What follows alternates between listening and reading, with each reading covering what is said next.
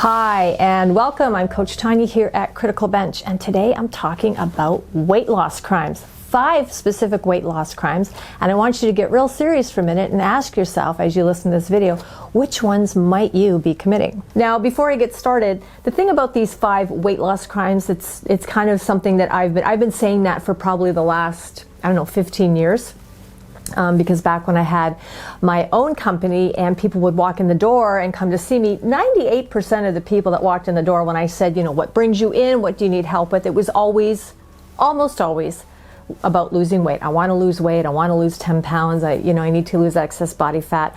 So throughout the first couple years of my practice, just, getting down to the nitty gritty and just some real issues, like what is it that gets in the way. So these 5 weight loss crimes are actually, there's going to be nothing profound or new that you're going to hear from me, but there are things that I really think people need to stop and ask themselves when they decide that they actually want to start working towards weight loss and then maintaining what's a really healthy, reasonable weight for them. Because remember, when we lose weight, there's a point that your body is really, it's in that optimal zone. It's in the zone. Your sleep is good. You've got lots of energy. You wake up feeling refreshed. You have basically everything that you need to do in the day, physically, mentally, emotionally, all of those demands on your body. You can meet them because you're sitting at a weight that is perfect. It's optimal for you. So we also, when we're looking at a weight loss journey, we have to be very specific about how much we want to lose, what's a reasonable time frame to take it off slowly so that it sticks, and then where's kind of that end point and what do we do at that point to just maintain that healthy weight for the rest of our lives.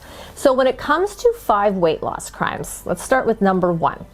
And number 1's kind of 2 parts. So it's like number 1, A and B. So the first part of it is not exercising regularly. Now, when I say exercising regularly, I'm not suggesting that you have to work out 5 or 6 days a week.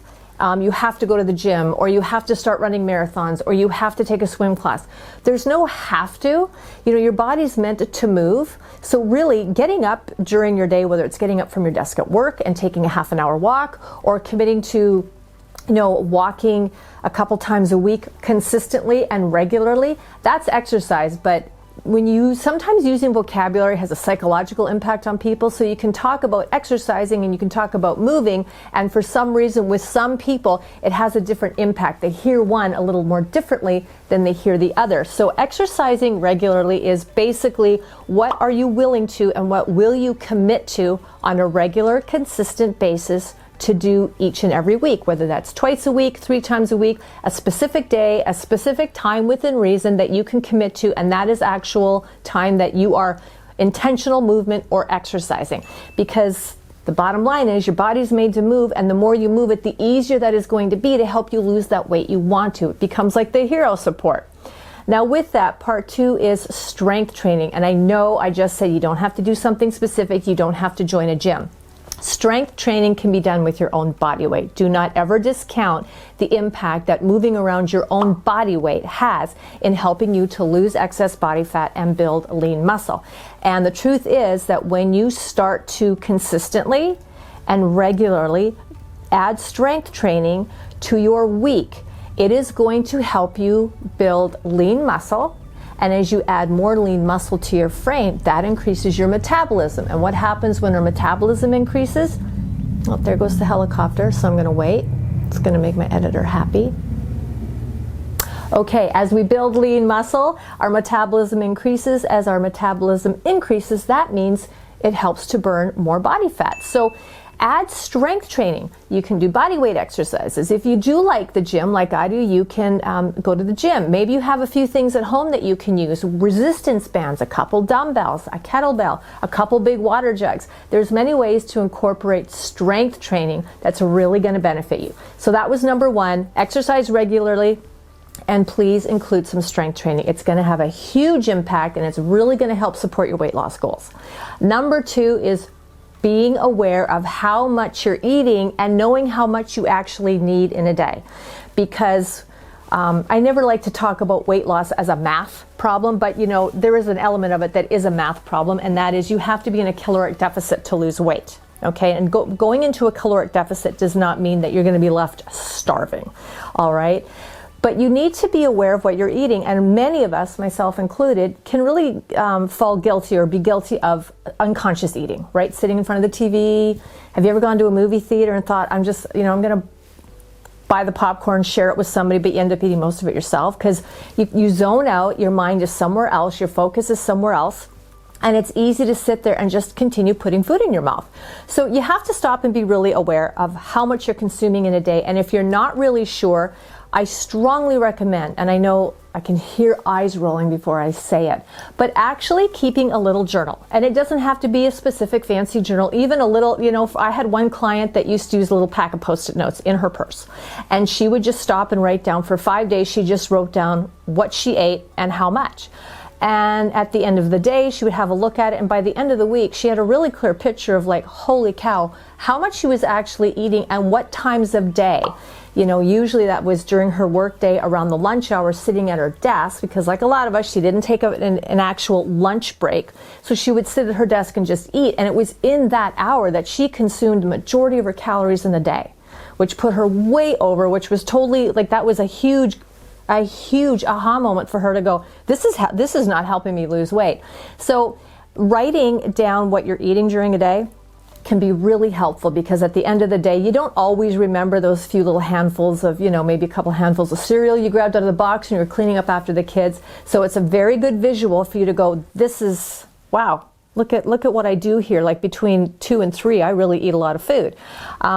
And with that, you really do, if you're serious about losing weight, you have to know what do you actually need. So there's several platforms on the internet that are free that can help you determine based on like your age, your height, your current weight, your activity level, and they'll give you a pretty good idea of what you need to be consuming, and not just calories, but specifically proteins, carbs, and fats.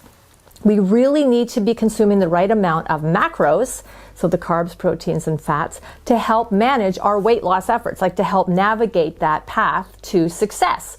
So there's lots of platforms you can use to do that. I do recommend getting some kind of food tracker or nutrition coach. I know MyFitnessPal has one. I use the Carbon Diet Coach app. I love it.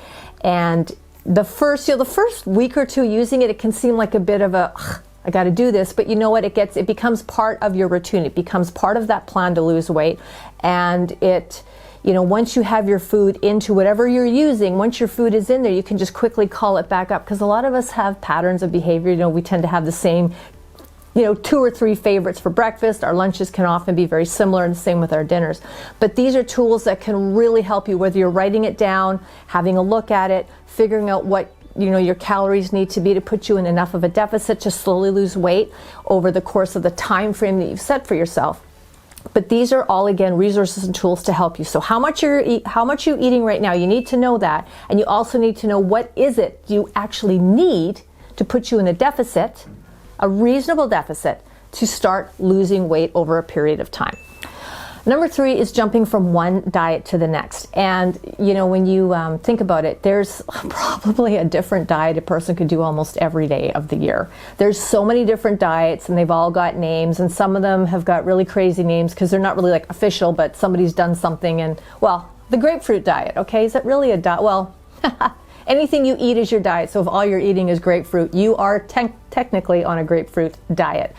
But everything from keto to paleo, low carb, low fat, whole 360. I mean, there's so many types of diets out there, and a lot of them work for different people. And the minute somebody gets into their zone and starts eating a certain way and commits to it and starts to see results, clearly they want to share that with everybody because it worked for them and they want to help everybody else. That's just human nature.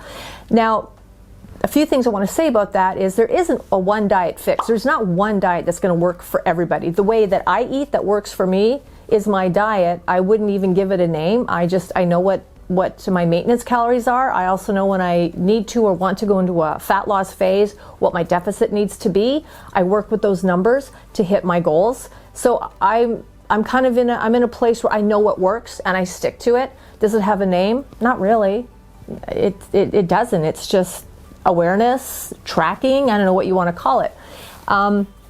But when somebody, specifically somebody who's lost a significant amount of weight and they're feeling really good because they followed a specific diet, the thing that got them there, as much as the diet did help, was probably more the fact that they committed to something and they stuck to it, all right? So let's say you decide that keto is going to help you lose the weight. Well, if you do keto for a month and then you think, I'm just not getting the results I want, the results aren't coming fast enough, so then you jump to something else, you actually don't really know if keto worked for you or not because you too quickly jumped off that trailer onto something else. And then you do paleo, then after a month you're like, well, this isn't working either, so you jump to something else.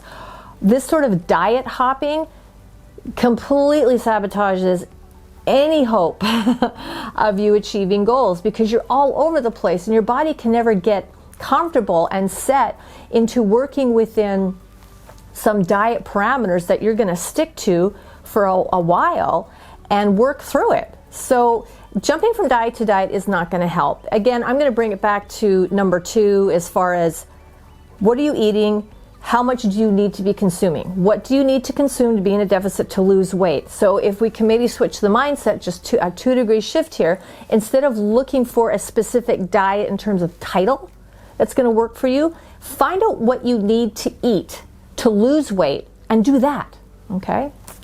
Number 4 is not eating enough protein. And I actually see this a lot more with women, and it's not anything that I would say is like a psychological barrier or, oh, I can't eat protein, nothing like that. It just sort of is. And it may have to do with, men can sit down and typically tend to have larger appetites, consume more things like, the meats like steak and stuff like that. They have a bigger appetite. So chances are, and it's not 100%, but it just in my own experience that men tend to be able to hit their macro targets for protein and a lot of times overconsume, where women not so much. So you really need to make sure you're getting that protein because it is going to help support your weight loss goals. And your cells need protein. They need it to do so many things. So when again, going back to number 2, how much are you eating and what do you need? It's really important how many grams of protein a day should you be consuming, as well as fats and carbs. Make sure you're getting the protein. Again, there's lots of free platforms out there on the internet. You can plug in your information and they're going to come really close to what you need. And you can also make an appointment with a dietitian or a nutritionist or a trainer that has a nutrition training and a background in macros, flexible dieting, that can help you figure that out. It's not difficult. Make sure you're getting the protein, okay? Especially you ladies, make sure you're getting the protein. Your body needs it. Number 5, the last weight loss crime is not getting enough fiber. I cannot tell you the number of times I've worked with a client and when we actually look at what they're eating, because normally I would have them just track their food the best they could for about 4 to 5 days and then bring that in to me. And looking at how little protein fiber, how little and low their fiber intake was. Now, for some of them, it was just a palate food issue. They didn't like a lot of the foods that had fiber. So we had to work with that. Now, if you are somebody who is extremely picky about food, you're hard to feed, you have a very sensitive palate, you can certainly buy products, things like Metamucil, fiber powders that you can add to your liquids to get that fiber in. But I mean, also, I'm somebody that I would rather eat my calories than drink them. So I like to get my fiber in food. And fiber is actually one of the extra things I do track to make sure I'm hitting a minimum goal daily. Because without that fiber, it's just gonna add an extra challenge in terms of losing that excess body fat. You need the fiber to help you lose the excess body fat. It's really going to help you. So, your green leafy vegetables, your whole grains, these are all excellent ways to include fiber into your diet with food. It's not difficult to do when you become aware of it. Okay, and again, if you're really picky and you just don't like a lot of those things that are high fiber, you can certainly buy supplements that you can add to your liquids and sprinkle on things like cereals that will help you get that fiber into your diet. And you should, when you start adding these 5, when you take these 5 and put them together, they're just logical, reasonable elements that have to be part of your weight loss plan. And it's not, for any of you watching this and you think, okay, I'm going to start tomorrow. Don't try to start doing all of these tomorrow, okay? That never really works, okay? I think that's like, 3 3.7 or something. I read a statistic a couple months ago about the percentage of the population that can actually cold turkey and start everything, all of the pieces at once the next day. But what I would suggest is, if you're still with me here, what are the of those 5? What are the ones that you know? What are the crimes you're committing? Okay, and let's just say it was all of them. Let's say, okay, I don't exercise regularly. I don't do strength training. I have no idea how much I'm eating or how much I need to eat. I'm constantly diet hopping. I'm pretty sure I'm not getting enough protein because I don't eat much during the day, and I'm definitely not getting enough fiber. So what I would say is pick one thing. Pick one thing and work on that. And it might be just start tracking what you're eating. Start there. Know how much you're taking in. Okay? Then figure out how much you should be taking in. Start there. So pick one thing, work on that for a week or two, and then add something else. And gradually these things are going to start to become what is your lifestyle, that you're fitting into your current life with everything that's happening, jobs, children, all the stuff that you have going on. And it starts to become much easier to navigate. It becomes much friendlier a process. You're going to start to notice results. You're going to start to feel results. And that's going to be very motivating, as opposed to trying to do it all cold turkey, trying to get on another diet that you hope is going to work this time. Take a step back, review these 5 weight loss crimes, pick one that you want to start with, and go from there. And also, tell somebody who cares about you, tell somebody who's going to support you, and tell somebody who's going to hold you accountable, because we all need that support, myself included. When you set a goal, one of the best things you can do is tell some other people or someone that's really close to you who's going to be in your corner, okay? Thank you so much for joining me today and for listening to this video on the 5 weight loss crimes. I hope it helped, and I just hope it kind of gave you a moment to go, you know what, here's a few things that I need to adjust, or here's something that I've ignored. So hopefully you can put one or all of these into practice and start hitting your goals. Now, if you are interested and you want, as part of this journey of weight loss to help you, I have a free gift I would really love to give you. If you click that pinned comment below, that is a free cravings report. This is an excellent tool to help you manage and navigate those times of day, a lot of times in the evening, where cravings start to increase, and we're kind of like a snackosaurus. We're standing there with the fridge open, we're standing there with the pantry doors open, because we got a craving. We're not even really hungry. It's more of a craving. And this free resource, this free report, has got lots of great information, tools, tips, and suggestions in it that are going to help you manage those cravings to make this process a little easier. Because when you get started, cravings happen. And even when you've been really good and diligent for a long time, you get cravings. I get cravings.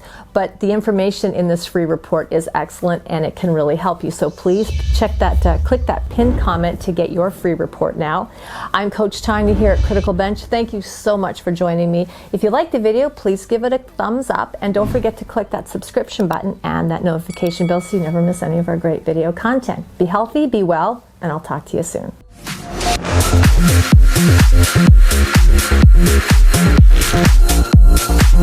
be right back.